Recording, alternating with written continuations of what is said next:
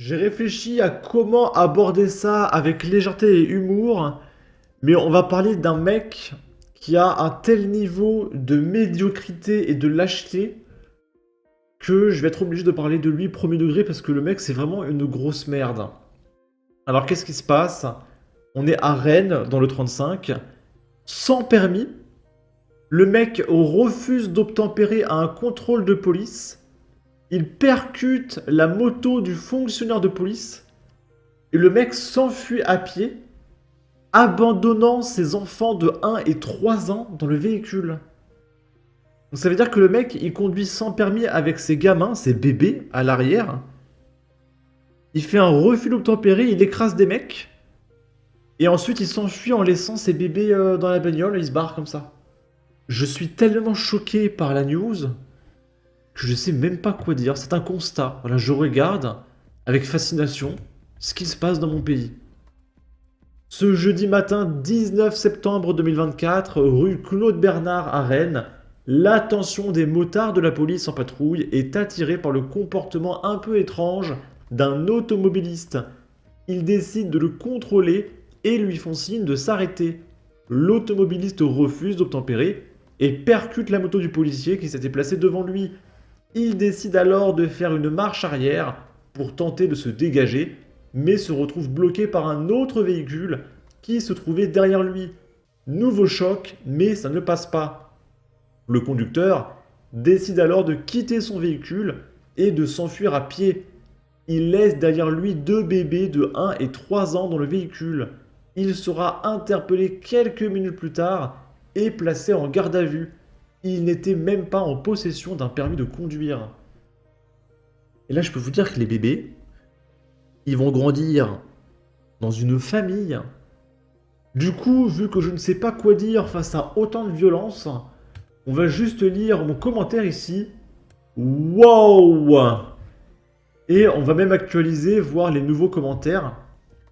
Un nouveau record en termes de fils de 1-1. Maghrébin ou QTF, ou les deux. Qui peut faire ça à part la secte habituelle? C'est vraiment une merde. Affaire suivante, oui, le juge accorde une 34e chance. C'est dingue, ça ne s'arrête jamais. Et il laisse ses bébés se lâchent. Qu'on lui retire la garde de ses mômes. Ils sont en danger avec un père pareil. Mais quel genre de personne fait ça avec ses deux bébés? En plus, il laisse les bébés tout seuls. Mais qui on accueille chez nous en fait? Il va prendre un stage de parentalité ou de citoyenneté. Ces pourris profitent des allocations familiales grâce aux gosses, le reste est secondaire derrière eux. Et justement, c'était par là, il y a une photo de la CAF qui circule depuis quelques jours. C'est quelqu'un, voilà, qui a reçu ses prestations sociales. Et on peut voir que cette personne a reçu 3647,25 € juste pour le mois d'août. Aide personne au logement, APL 402 €. Allocation de rentrée scolaire 871 €. Allocation familiale avec condition de ressources 487 €. Complément familial 289 €. Prime d'activité majorée 261 €. Donc ça veut dire que c'est une personne qui, a priori, je dis bien a priori, travaille. Parce que normalement, tu as une prime d'activité quand tu travailles. Prime à la naissance ou à l'adoption 1000 €. 1000 €, il y a une prime à la naissance. Je connaissais pas. Revenu de solidarité active majoré. Donc elle est au RSA. Donc cette personne cumule RSA, prime d'activité. En plus de la rentrée scolaire, l'APL, prime à la naissance, etc. Donc vous pouvez rire les copains, tout ça c'est payé par vos impôts, c'est-à-dire que tu as des Français qui travaillent, qui touchent le SMIC, et tu en as comme cette personne qui sont au RSA, qui touchent 3647 € par mois. Donc c'est-à-dire que quand tu es, entre parenthèses, démuni, tu as 3 fois plus de pognon qu'un mec au SMIC, et tu as 2 fois plus de pognon qu'un ingénieur. Moi je comprends les gens qui arrêtent de travailler, hein. Pourquoi travailler alors que quand tu travailles pas, t'as un salaire de cadre supérieur, sans déconner, 3600 balles. Pourquoi je fais des vidéos sur YouTube alors que je pourrais juste être au RSA et toucher 3600 balles sans déconner? Et quand je serai à la retraite, je toucherai la SPA 1000 balles par mois. Pourquoi je travaille? Pourquoi vous travaillez? En fait, on devrait tous arrêter de travailler. Les 70 millions de Français se mettent au RSA, on aura tous 3600 € par mois. Et le gouvernement sera obligé de faire quelque chose. Parce que là, actuellement, travailler n'est pas rentable, hein. C'est assez dingue. Et du coup, je suis allé me renseigner sur cette histoire de prime à la naissance. Et du coup, si certains d'entre vous sont intéressés, on va lire ça tous ensemble.